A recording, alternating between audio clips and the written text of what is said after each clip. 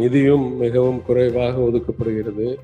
யாரிடம் நிதியும் திறனும் அதிகாரமும் இருக்கோ அவரிடம் கேட்டால் அவர் செய்து கொடுப்பார் என்று நான் கருதுகிறேன். எங்களிடம் இல்லை. அது மற்ற மாநிலங்கள் போல் எல்லா தகவல் தொழில்நுட்ப பூங்காக்களும் எங்கள் துறையில் செயல்படுறதில்லை.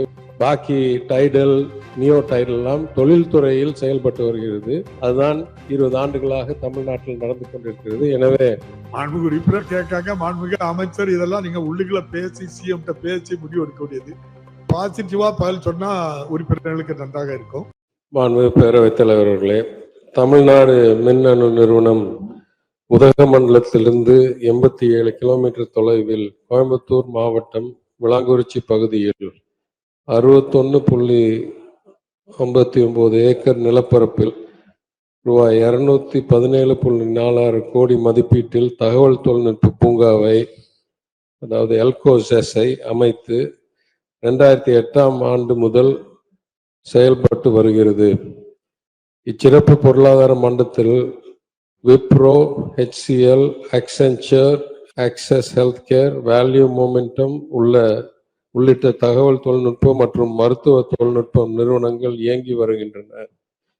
இவற்றில் 26,500 பணியாளர்கள் பணிபுரிந்து வருகின்றனர்.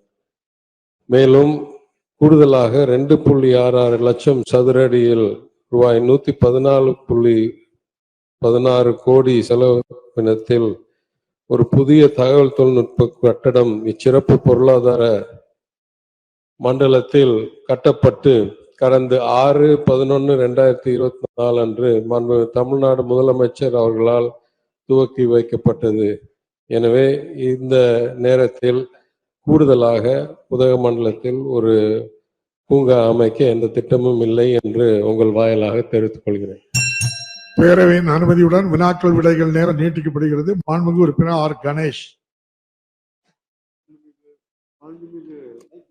மாண்புமிகு பேரவைத் தலைவர் அவர்களே, இது 3-4 வருஷமா கேட்டுருக்கோம்.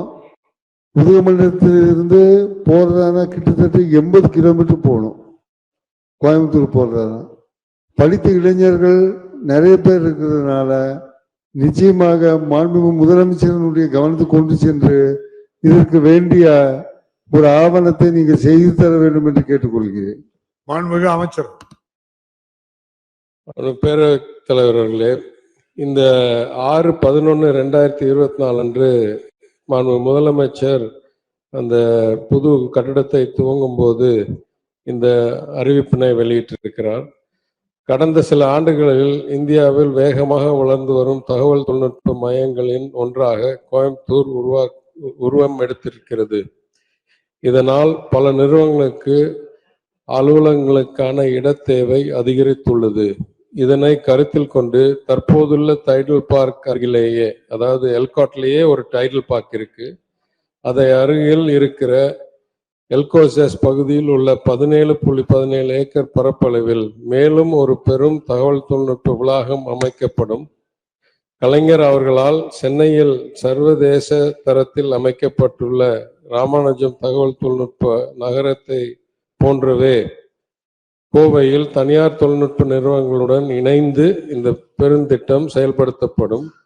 சுமார் 36,000 இளைஞர்களுக்கு வேலைவாய்ப்பு அளிக்கக்கூடிய வகையில் 3 மில்லியன் சதுர அடி பரப்பளவில் அமைக்கப்பட உள்ள இந்த தகவல் தொழில்நுட்ப வளாகம் கோயம்புத்தூர் மாநகரத்தின் எதிர்கால வளர்ச்சிக்கு, அதுவும் சுற்றி இருக்கிற நீலகிரி மாவட்டம் உட்பட்ட பகுதிகளுக்கு ஒரு புதிய மைல்கல்லாக நிச்சயம் அமையும் என்று கூறியிருக்கிறார். அதன்படி அந்த பணிகள் தொடர்ந்து நடவடிக்கை எடுத்துக்கொண்டிருக்கிறோம். எனவே இதை முழுமை செய்த பிறகு அடுத்த திட்டத்திற்கு மாண்புமிகு உறுப்பினர் கூறும்போது மாண்பு முதலமைச்சர் அவருடைய கவனத்துக்கு சென்று நடவடிக்கை எடுக்கப்படும் என்று கூறுகிறேன். மாண்புமிகு உறுப்பினர் ஆர் கணேஷ்.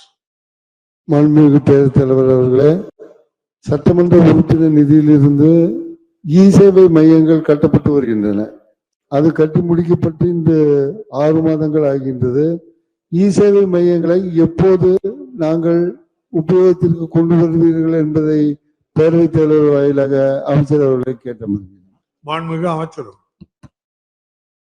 பேரத்தலைவர்களே, மூல கேள்விக்கு கொஞ்சம் தூரத்தில் இருக்கிற கேள்வி என்றாலும் இதில் திட்டம் என்னவென்றால் இன்னுமே எங்கள்கிட்ட எதுவுமே பாக்கி இல்லை. முதல் நாங்க ஒவ்வொரு சட்டமன்ற உறுப்பினருக்கும் கலைவாணர் அரங்கத்தில் இருக்கும்போது ஒரு கம்ப்யூட்டரும் அதற்கு அந்த இடத்துக்கு ஏற்ப பெரிய ஃபுல் ஸ்கேல் கம்ப்யூட்டர் வச்சும் போதே அன்றைக்கு நான் நிதியமைச்சராக இருக்கும்போது கூறினது, இது இந்த சின்ன அவையில் செட் ஆகாது, எனவே இதெல்லாம் ஒரு சட்டமன்றத்துக்கு அனுப்பி விடணும், அவங்க வச்சுக்கிறதுக்கு சேவை. அது அனுப்பப்பட்டு 2 வருஷத்துக்கு மேல ஆச்சு.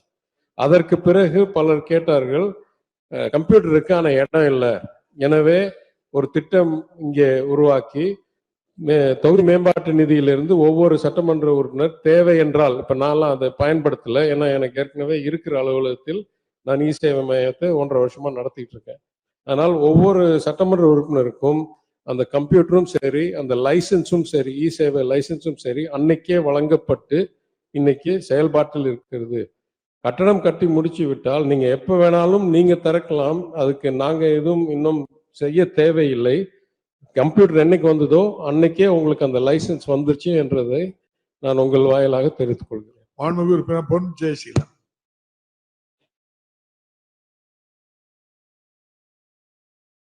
மாண்புமிகு பேரவைத் தலைவர் அவர்களே, எனது கூடலூர் சட்டமன்ற தொகுதியில் வேலை வாய்ப்பினை உருவாக்கி தருவதற்கான எந்த நிறுவனங்களும் இல்லை.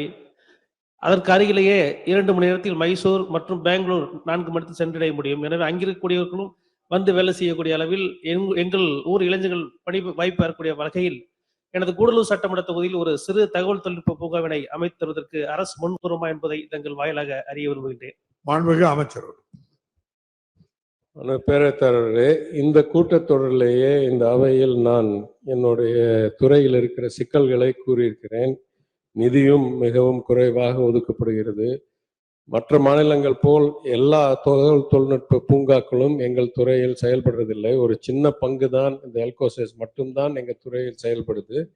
பாக்கி டைடல், நியோ டைடல்லாம் தொழில்துறையில் செயல்பட்டு வருகிறது. அது அசாதாரணமான சூழ்நிலையாக இருந்தாலும் அதுதான் 20 ஆண்டுகளாக தமிழ்நாட்டில் நடந்து கொண்டிருக்கிறது. எனவே யாரிடம் நிதியும் திறனும் அதிகாரமும் இருக்கோ அவரிடம் கேட்டால் அவர் செய்து கொடுப்பார் என்று நான் கருதுகிறேன். எங்களிடம் இல்லை. அது மாண்புமிகு உறுப்பினர் கேட்காங்க. மாண்புமிகு அமைச்சர் இதெல்லாம் நீங்க உள்ளுக்குள்ள பேசி சிஎம் பேசி முடிவு எடுக்கக்கூடியது. பாசிட்டிவா பதில் சொன்னா உறுப்பினர்களுக்கு நன்றாக இருக்கும். நன்றி. மாண்புமிகு விநாயகன் 217 மாண்புமிகு உறுப்பினர் திரு மா செந்தில்குமார், மாண்புமிகு பள்ளிக்கல்வித்துறை அமைச்சர். மாண்புமிகு பேரவைத் தலைவர்களே, முத்தமிழறிஞர் கலைஞர்களுடைய உயிர் நண்பரும்